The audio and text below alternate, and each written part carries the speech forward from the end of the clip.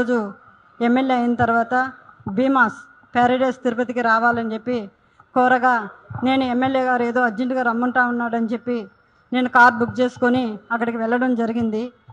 Room number 109 July 6వ తారీఖు రోజు నేను అక్కడికి వెళ్ళడం జరిగింది.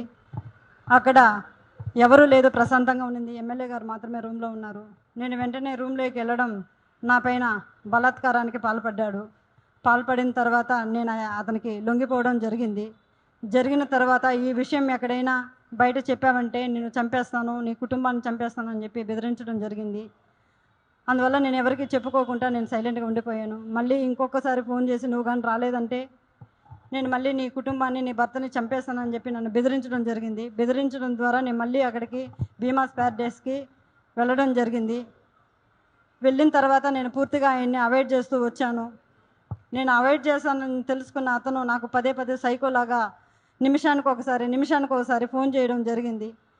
అది గుర్తించిన నా భర్త, ఎమ్మెల్యే నీకు ఎందుకైతే ఎన్నిసార్లు కాల్ చేస్తున్నాడని చెప్పి నా మొబైల్ ఇంచేసి నన్ను కొట్టడం, నన్ను బెదిరించడం చాలా చేశాడు. చేసిన తర్వాత నేను ఆ బాధను భరించలేకుండా నాకు జరిగిన బాధని నేను ఆయనతో వివరించడం జరిగింది. వివరించినప్పుడు నా భర్త ఇలానే నీకే జరిగిందా, చాలామందికి జరిగిందా అన్నప్పుడు చాలా మహిళలు, గవర్నమెంట్ ఎంప్లాయీస్ కూడా ఉన్నారు ఇందులో, మహిళలు చాలామంది బలైపోతున్నారు చెప్పాను. నేను చెప్పినప్పుడు ఆయన సూచించాడు నన్ను, చాలామంది మహిళల్ని కాపాడుకొని మనం బ్రతకాలి, మనం కాపాడుకోవాలని చెప్పి ఆయన నాకు ఒక పెన్ కెమెరాని అరేంజ్ చేసి ఇవ్వడం జరిగింది.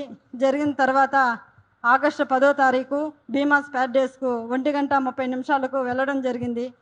అక్కడ జరిగిన కామ క్రీడలను నేను రికార్డ్ చేసుకొని తీసుకొచ్చి నా భర్తకి ఇవ్వడం జరిగింది.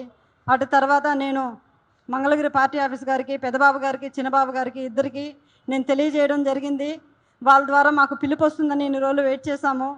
తర్వాత ఈ విషయం ఆయన తెలుసుకొని నన్ను బ్లాక్మెయిల్కి గురి చేయడము, మా ఇంటి చుట్టూ 4-5 మందిని పంపించి నన్ను వెతకడం చేస్తున్నాడు.